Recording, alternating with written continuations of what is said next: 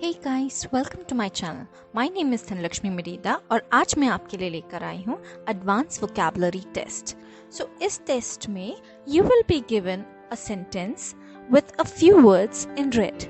You have to replace the word or the words in red with the best possible advanced English word you know. यानी इसमें आपको एक sentence दी जाएगी जिसमें कुछ वर्ड्स रेड में होंगे और उस वर्ड को आपने रिप्लेस करना है अपनी वोकैबुलरी के हिसाब से जो बेस्ट वर्ड होगा उससे. Okay, so the test is very simple. Last test हमने किया था ग्रामर का जिसका मैंने आई कार्ड में लिंक दिया है. ये वाला जो है ये वोकैबुलरी के लिए. तो शुरू करते हैं बिना टाइम वेस्ट किए.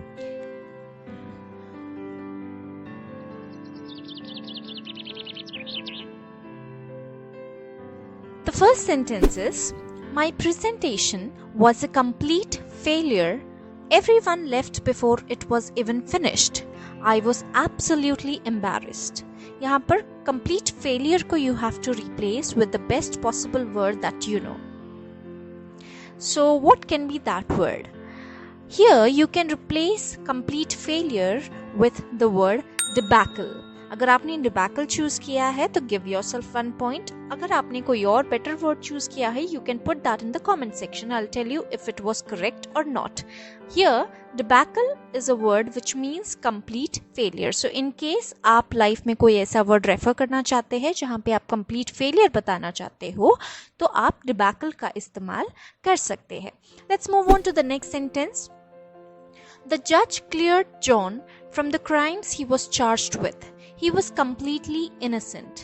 So यहाँ पे cleared word के बदले हमने एक ऐसा word लेना है जिसका मतलब होता है सारे गुनाह माफ कर देना. Okay?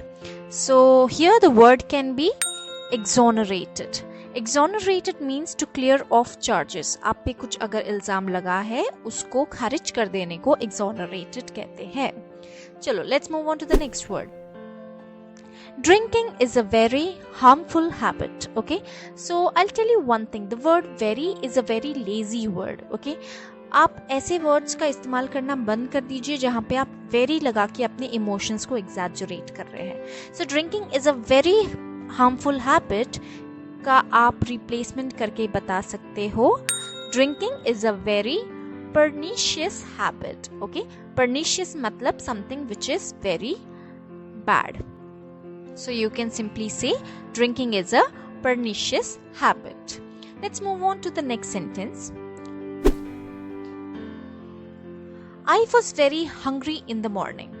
Okay, ये बहुत हम लोग यूज करते हैं ये ऐसे टाइप के सेंटेंसेस. मैंने पहले भी कहा आपको very जो है वर्ड उसको यूज नहीं करना है तो उसके बदले आप क्या यूज करेंगे. very hungry को हम रिप्लेस कर सकते हैं with the word famished. Okay, famished मतलब होता है बहुत ही भूखा होना. आपके माइंड में starving भी आया होगा but starving is again a very basic word nowadays. Famished is advanced vocabulary. So now you can use the word famished to show that you are very hungry. So let's move on to the next sentence. I was very shocked and surprised when I came to know the dress was really cheap. तो यहाँ पर कौन सा word हमने replace करना है. हमने ये वर्ड्स को रिप्लेस करना है very shocked and surprised. Very shocked and surprised के बदले आप क्या कह सकते हो. Well in place of very shocked and surprised you can से I was flabbergasted. This is one of my favourite words. flabbergasted मतलब बहुत ही ज्यादा शॉक हो जाना या बहुत ही सरप्राइज हो जाना. चलो let's move on to the next one. She caught the students roaming around freely in the corridor. ये मेरे सारे स्टूडेंट्स काफ़ी करते हैं तो उनको ये वर्ड जानना बहुत ज़रूरी है. जब आप लोग कॉरिडोर में ऐसे भटकते हो बिना किसी रीज़न के तो उसे क्या कहते हैं. roaming around freely is a very long phrase, right? उसको एक वर्ड में हमने चेंज करना है तो वो वर्ड होगा loitering. Okay, so she caught the students loitering in the corridor. So remember, the next time you're roaming around without any reason anywhere, you are loitering. Okay, the next one is I was unable to understand the meaning of the song. Understand बहुत ही common word है. इसको replace करना है एक advanced word के साथ और ये बहुत ही use आएगा आपको. So what word can you use? I'll give you a hint. Okay, ये वाला जो word मैंने choose किया है ये वाला word एक हिंदी सॉन्ग में भी आया था, एक रीसेंट बहुत ही हिट सॉन्ग था, उसमें आया था. That word is decipher.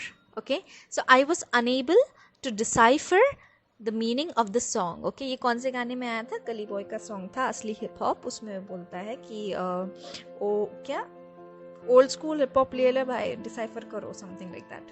So that is the meaning of decipher, यानी कोई भी चीज को बहुत ही ध्यान से समझना. Okay, so let's move on to the next one.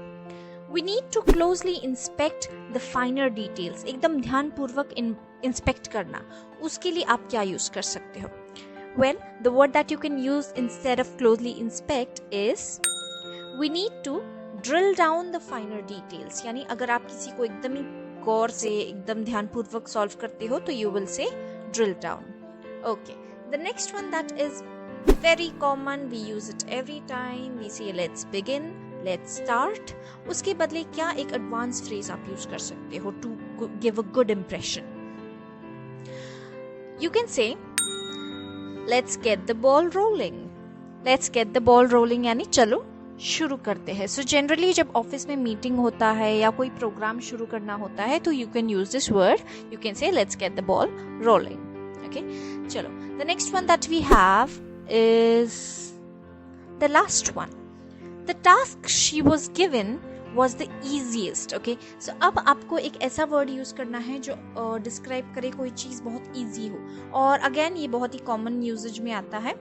यहाँ पर easiest के बदले आप यूज कर सकते हैं the task she was given was the low hanging fruit.